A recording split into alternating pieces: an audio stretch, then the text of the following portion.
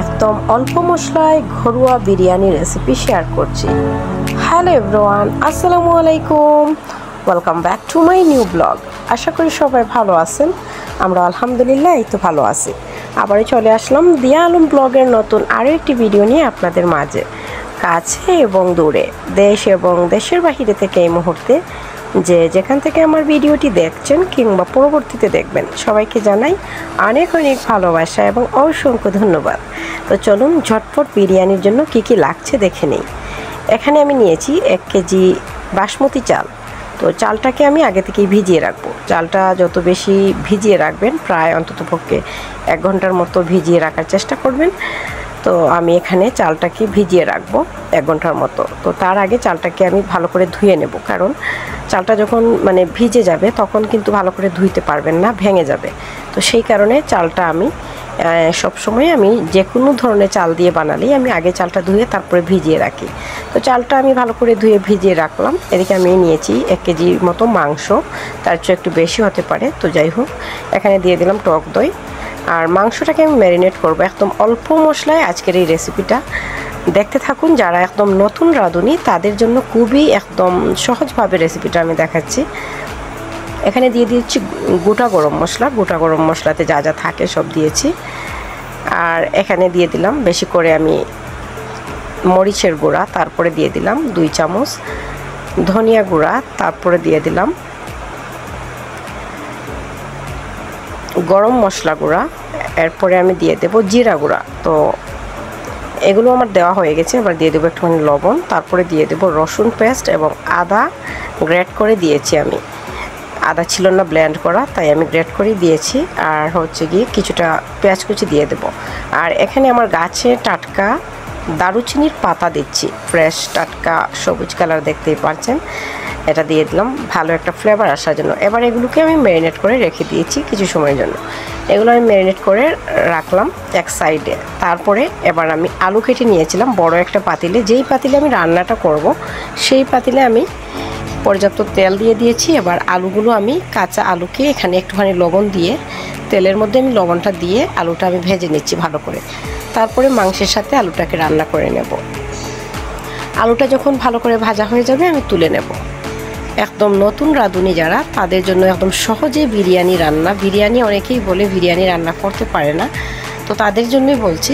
বিশেষ করে আমাকে টুম্পাদি বলবেন বিরিয়ানি নাকি রান্না উনি পারেন না ভালো করে, এটা বলবেন। বিরিয়ানি রান্না নাকি ওনার জন্য অনেক কিছু। উনি যখন বিরিয়ানি রান্না করেন মনে হয় যুদ্ধ জয় করেছেন এরকম। তো দেখুন টুম্পাদিকে বলছি, দেখুন কত সুন্দরভাবে আমি বিরিয়ানিটা রান্না করছি একদম সহজে। তো এদিকে আমি এই আলুটা তুলে নিয়েছি, আর একই তেলে আমি পেঁয়াজ বেরেস্তা করে রাখলাম। তো এই তেলের মধ্যে আমি এবার ম্যারিনেট করে রাখা মাংসটা দিয়ে দিয়েছি।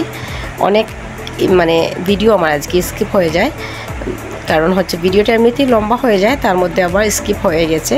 তো ভুলবশত হয়তো এটা দেওয়ার সময় উঠে নিত, সমস্যা নেই, কারণ এটা তো আমি ম্যারিনেট করেছি, সেটা আপনাদের সাথে শেয়ার করেছি। তো একই তেলে আমি ম্যারিনেট করা মাংস দিয়ে দিলাম, তার সাথে আমি আলুটাও দিয়ে দিলাম। এবার এটাকে আমি কাঁচামরিচ দিয়ে রান্না করব কিছু সময়। তো এখানে কয়েকটা কাঁচামরিচ দিয়ে দিলাম, তারপরে একটুখানি টেস্টিং সল্ট দিয়ে দিলাম। এই টেস্টিং সল্টের পরিবর্তে আপনারা চিনি ইউজ করতে পারেন একটুখানি। তো এটাকে ভালো করে রান্না করব। ধনিয়া পাতা দিয়ে দিলাম। ধনিয়া পাতাটা বেশি করে দিলে আরও বেশি ফ্লেভার আসবে, ভালো লাগবে। আর এই তো এবার আমি এটাকে কিছু সময় রান্না করব। তারপরে আমি চালটা কিভাবে রান্না করি সেটা আপনাদের সাথে শেয়ার করছি। আসলে একদম ইজি হচ্ছে গিয়ে বিরিয়ানি রান্না। আর যখন টুম্পাদি বলেন তখন আমার কাছে মনে হয় অনেক কিছু বিরিয়ানি রান্নাটা। তো যাই হোক, আমার চ্যানেলে বেশিরভাগ দেখবেন বিরিয়ানি রেসিপি, বিরিয়ানি রান্না এটা হয়, কারণ আমাদের ঘরে সবাই, বিশেষ করে আমি বিরিয়ানি লাভার, সেই জন্য বেশি বিরিয়ানি রান্না করা হয় আর সেগুলোই আপনাদের সাথে শেয়ার করা হয়। এবার আমি এটাকে ঢাকনা দিয়ে রেখে দিয়েছি। আর এইদিকে আমি পানি আগে থেকেই চুলায় বসিয়ে রেখেছিলাম। এবার এই পানিতে আমি দিয়ে দিলাম শাহি জিরা। আপনারা চাইলে নর্মাল জিরা দিতে পারেন, আস্ত শাহি জিরা দিয়ে দিলাম। তারপরে দিয়ে দিলাম গোটা আবারও গরম মশলা, একটা স্টার মশলা।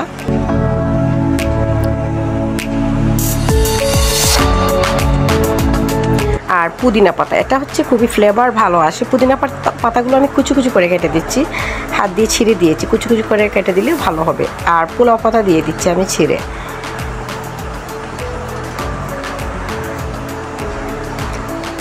তো তারপরে দিয়ে দিব লবণ। লবণটা হচ্ছে গিয়ে এমনভাবে দেবেন যাতে পানিতে লবণাক্ত ভাব আসে, পানিটা যেইটুকু সেইটুকু মানে বুঝে লবণটা দেবেন ভালো করে, যাতে পানিটা এরকম হয় যে লবণাক্ত মনে হয়। তো এবার দিয়ে দিলাম লেবুর রস। লেবুর রস না থাকলে ভিনেগার দিতে পারেন, আর ভিনেগার না থাকলে লেবুর রস দিতে পারেন। তাহলে চালের কালারটা সাদা হয়ে যাবে, খুব সুন্দর ধবধবে সাদা হয়ে যাবে। তো এই যে আমি দিয়ে দিলাম লেবুর রস, আর দিয়ে দিলাম 1 টেবিল চামচ সয়াবিন তেল। আপনারা চাইলে ঘি দিতে পারেন, সমস্যা নেই। একদম অল্প মশলায় কিন্তু আজকে রান্নাটা। এবার আমি দিয়ে দিচ্ছি চাল, কারণ পানিটা কিন্তু আগে থেকেই ফুটানো ছিল, আমি চুলাটা অফ করে দিয়েছিলাম। আর তারপরে এবার আমি চুলায় আগুনটা দেব।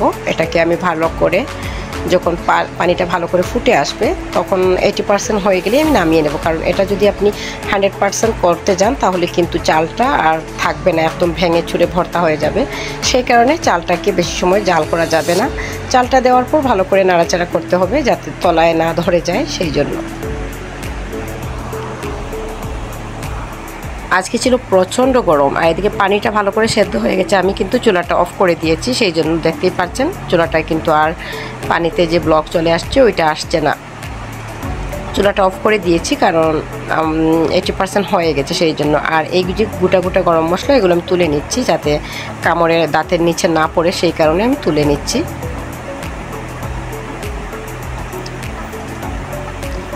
তো এগুলো আমি তুলে ফেলে দিচ্ছি, সবগুলো দেখে দেখে আমি তুলে নিচ্ছি। একদম সহজেই যে কেউ বানাতে পারবেন এই রেসিপি দেখে। তো এবার আমি চলে আসলাম যে এই মশলাটা বসানো আমার মাংসের রান্নাটা।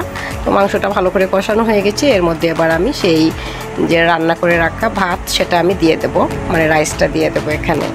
বুঝতেই পারলেন একদম সহজে কী করে রান্না করা যায়, নতুন কিংবা পুরাতন যে কেউ এটা রান্না করতে পারবে, একদম ইজিলিভাবে রান্না করা যায়। তবে বাসমতি চালের ক্ষেত্রে হয়তো অন্যরকম, একটুখানি দেখে চালটা দিতে হয়, ভেঙে যাওয়ার সম্ভাবনা থাকে। তো আপনারা চাইলে যে কোনো চাল দিয়ে এরকম রেসিপি করতে পারেন। তো এবার আমি চালগুলো যে রান্না করেছিলাম 80% কিন্তু হয়ে গেছে, এটা আমি নামিয়ে এরকম উপরে দমে বসিয়ে রাখবো। দেখতেই পাচ্ছেন আমি মাংসের উপরে দিয়ে দিয়েছি দমে বসানোর জন্য। তো তার আগে আমি এটাকে একটু ডেকোরেশন করে নিচ্ছি। এখানে আমি যে বেরেস্তা করে পেঁয়াজ রেখেছিলাম সেই বেরেস্তা করা পেঁয়াজ দিয়ে দিচ্ছি এখানে। তারপরে এখানে দিয়ে দেব ধনিয়া পাতা। ধনিয়া পাতা পুদিনা পাতা একসাথে দিতে পারেন, তো আমি এখানে শুধু ধনিয়া পাতা দিয়েছি, ফ্লেভারটা ভালো আসবে। পুদিনা পাতা দিলেও, যেহেতু পুদিনা পাতা আমি পানিতেই দিয়েছি। আর এখানে একটুখানি দুধ, ঘি আর হচ্ছে ফুড কালার ইউজ করেছি আমি। এটা চাইলে স্কিপ করতে পারেন, আপনাদের পছন্দ মতো দিতে পারেন।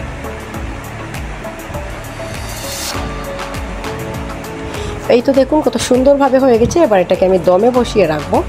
একদম সহজেই হয়ে গেল বিরিয়ানি রান্নাটা। দেখতেই পারলেন খুব সহজে নতুন এবং পুরাতন যে কেউ রান্না করতে পারেন। ইজিলি কাচ্চি কিংবা বিরিয়ানি যেটাই যার পছন্দ এরকম বানাতে পারেন। একদম কাচ্চির মতোই হবে, ফ্লেভারটাও ভালো আসছিল। একদম অল্প মশলায়, মশলা যে একদম অল্প সেটা আপনারা প্লেটে যখন ডেকোরেশন করব তখনই বুঝতে পারবেন। একদম কিন্তু তেল চিটচিটে ভাব ছিল না, একদম অল্প মশলায়। তো এইভাবে যদি অল্প মশলায় রান্না করতে চান আমার এই রেসিপি দেখে আপনারাও ট্রাই করতে পারেন। তো দমে বসানোর পরে আমি কিছু সময় পর ঢাকনাটা খুলে আপনাদের সাথে শেয়ার করে দেখাচ্ছি। দেখুন কত সুন্দর একটা কালার এসেছে, মাশাআল্লাহ। তো এবার আমি প্লেটে সার্ভ করে নেব। সার্ভ করার পর দেখুন কতটা সুন্দর লাগছে এবং খেতেও কিন্তু অসাধারণ হয়েছিল। একদম অল্প মশলায়, দেখতেই পাচ্ছেন তেল চিটচিটে ভাব নেই, একদম অল্প মশলায়। তো যার যেরকম পছন্দ সে সেরকমই রান্না করতে পারেন অবশ্যই। আর আমি আমার মতো রান্না করে আপনাদের সাথে শেয়ার করলাম। আজকের ভিডিওটা যারা ধৈর্য সহকারে দেখছেন সবাইকে অনেক অনেক ভালোবাসা এবং অসংখ্য ধন্যবাদ। কেমন লাগলো ভিডিওটি অবশ্যই জানাবেন। রেসিপি ভালো লাগলে লাইক, কমেন্ট, শেয়ার করতে ভুলবেন না।